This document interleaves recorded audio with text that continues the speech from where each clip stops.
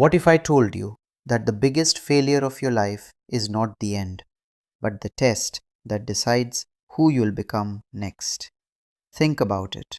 One wrong move, and suddenly the job is gone, the relationship ends, the project collapses.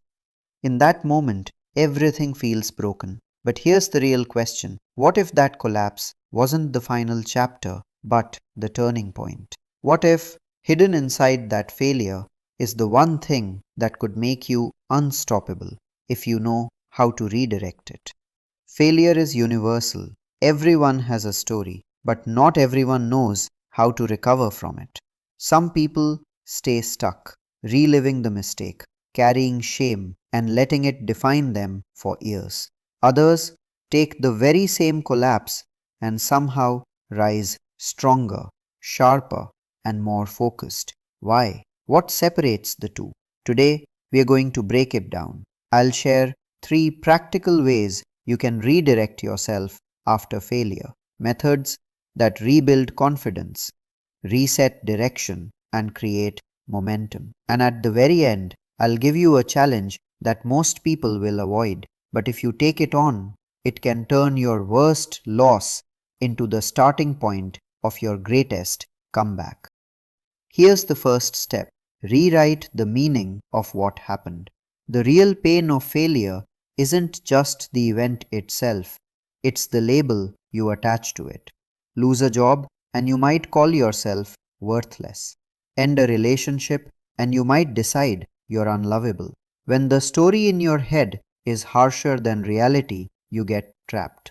But here's the truth: failure doesn't say anything permanent about you, it only says something about what didn't work that time.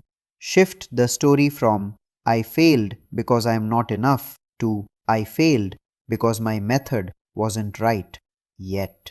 That single word, yet, keeps the door open. Ask yourself right now, what's the story I've been telling myself about my biggest failure? And what's another story I could tell instead? The second step: reset the target, not the effort. Most people respond to failure by stopping everything. They think, if I failed here, I should quit completely. But that's like throwing away the whole map because you missed one turn. Failure isn't a dead end, it's a recalculation. You don't need to erase all the effort, you just need to reset the direction. Maybe you failed an exam. That doesn't mean you're not smart, it means your strategy wasn't effective. Maybe a business collapsed. That doesn't mean the dream was wrong. It means the model needed changing. The fuel, the energy, the discipline you've already built, that's still yours. All you need is to point it somewhere new. The third step is building momentum with small wins. After failure, people expect one big comeback moment that erases the pain. But that's not how it works. Confidence doesn't return in a single leap, it comes back in layers.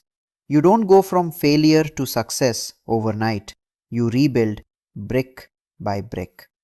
One good workout, one small project completed, one conversation that goes well. Every win, no matter how small, is proof that you're moving forward again.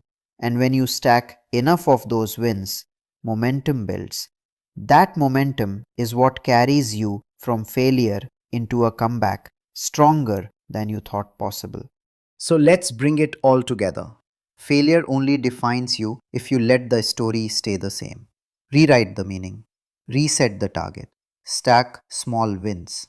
That's the process that turns collapse into redirection. Now, here's the challenge I promised. Think of the failure that still weighs on you.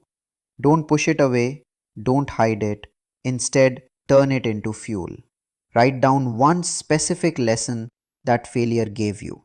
Not just in your head, actually write it right now.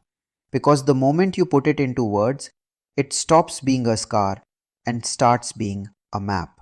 Here's why this matters. The people who transform after failure are not the ones who try to forget it.